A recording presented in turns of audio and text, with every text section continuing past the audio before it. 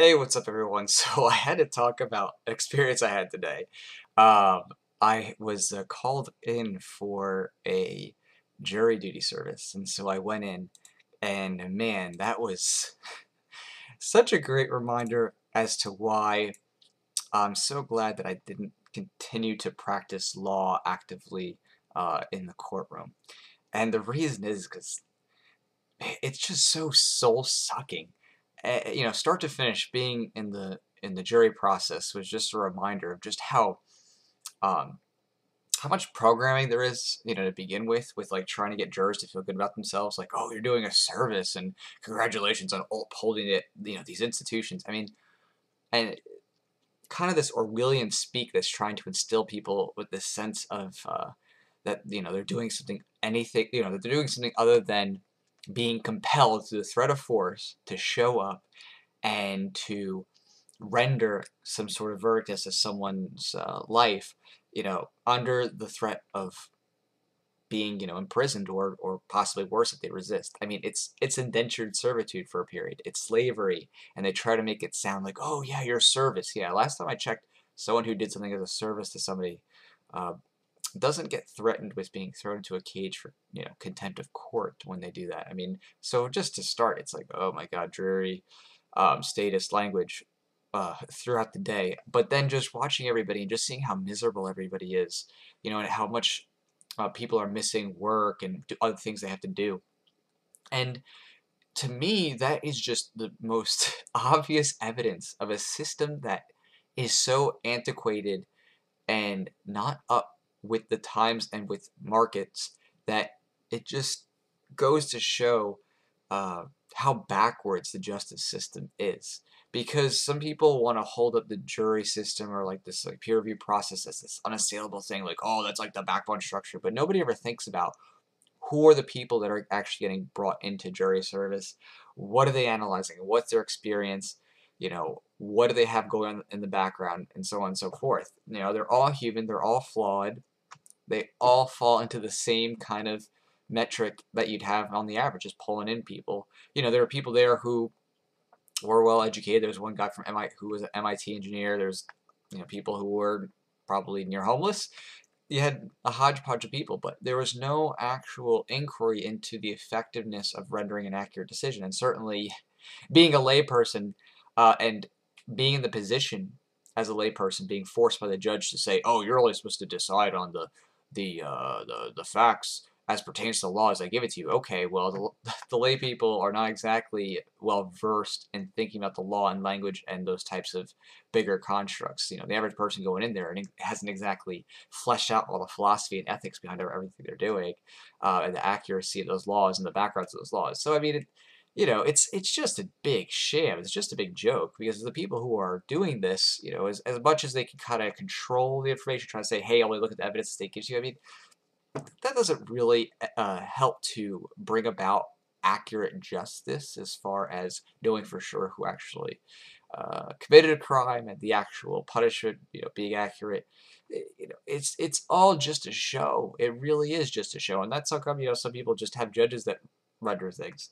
Not that that's any better, but the point is that they just use this system, and there's never any challenge to it. And I think that was brought to my mind with the judge who clearly worshipped the government with his commentary saying that this is like the highest honor, only second to serving in the armed forces in some way. It's like, sweet Lord, this person is so worshipful of the state. It blows my mind. Uh, but, it's something that this judge and other people also hold up as this unassailable thing, like, oh, there's possibly a better way. This is the best thing in the world. Like, there's no possible way to get a more fair outcome. I mean, and that's just not true. It's just not true because there's no entrepreneurship test that comes with this thing. I mean, you have that with mediators. You have entrepreneurship with mediators and accuracy of the law, and mediators can rise up and people will pay for their services for a solid mediator. There's no market functions to analyze the effectiveness of jury selection, the effectiveness of jury analysis, the effectiveness of the whole system of compulsion.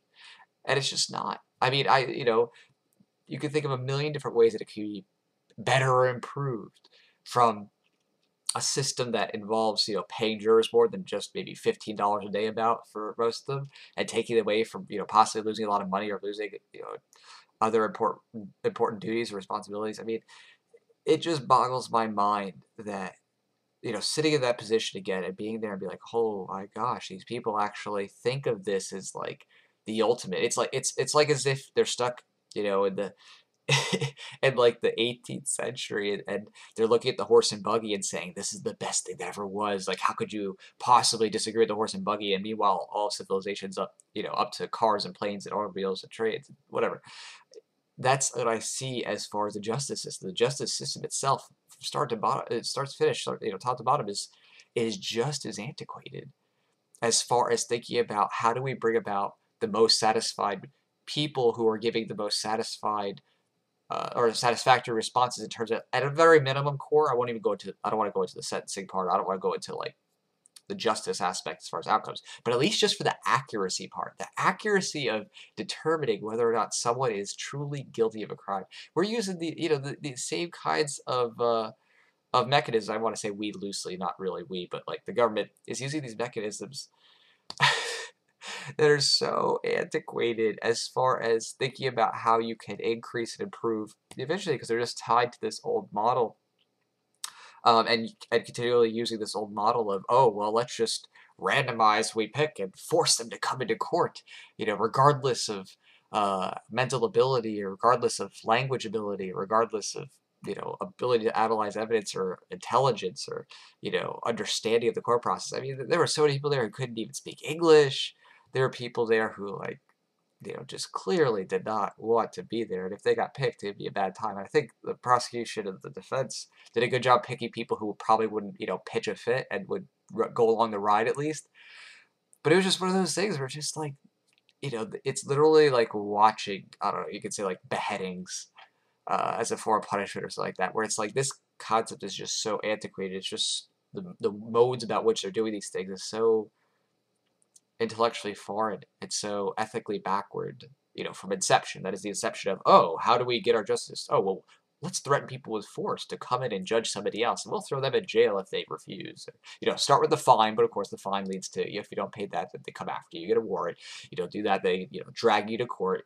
If you refuse, they're going to throw you in jail. I mean, it's the same old for anything else. It's a law. I mean, it's so backwards. And being in there, just feeling that suffocating environment of like this government and government worship and flag worship and worship of the process, as if there isn't a better way. I mean, it's virtually religious. And if you're religious, whatever, is the point being is that the way they see the system and the and how the things operate within the government is just like this, like, oh, it's so sacred, like there couldn't be anything better. It's just, this is the best. And if you disagree, you're not a patriot, and then everybody else basically in the courtroom, but he didn't say it like that. That's the sentiment. And then everybody else like, yeah, I'm here, if I have to, it's my civic duty, I'm honored to do my civic duty. There's so much indoctrination when you hear all these people. You're just like, oh my goodness. All this indoctrination, no independent ethical inquiry. And it's a good reminder to me as to why I was like, I can't deal with this for long, because I just go crazy. It's not that I don't still like, take small little things where I have to give advice or consulting, but I just, being in there, literally, when you reach a higher level of ethical thinking and you're in that environment, it would probably feel like as if, you're an abolitionist having to work on a plantation in the early 1800s. It would be like, this is so backwards, and yet here I am having to work or do something. For someone who's dealing with slaves, it would feel so strange, and that's just how I felt. And it was scary, but also a relief to feel like, whoa, I could get a fresh breath of air and not be there and go away and be like, wow. Like, it's that sensation almost like, you leave a scary country or something and you're like, whew, on the plane, glad to be out of there. Maybe you leave a scary family member's house for the holidays and you're like, whew, so glad to be out of there. That's what it felt like, because the people's ethical mindset and their ethical thinking, how they derive their ethical principles, is so backward, so archaic. It makes you nervous as a human. It makes you nervous saying, oh my gosh, these people would like kill you in 2 seconds if the government official, you know, said you were a terrorist or enemy combatant, and they said it's your civic duty to go and kill them, and they'd be like, sir, yes, sir. It's, you know, it's that scary. But you know, I would say, you know, if you have the opportunity, jury duty, have the opportunity, like it comes up, you know, kind of don't have much of a choice. You know what I mean? Just if you're gonna go in there, nullify that stuff. That's bad. That's what I was gonna do if I had to, but I didn't get chosen. But if there was anything in there that I could nullify, where it's the state trying to infringe on people's rights and liberties, especially as to victimless crimes, yeah. But man, there are a few things that are more soul-sucking than being put through jury selection process, and few things that are more status-oriented, government worshiping than those processes. It's scary. All right, thanks everyone. Talk to you later.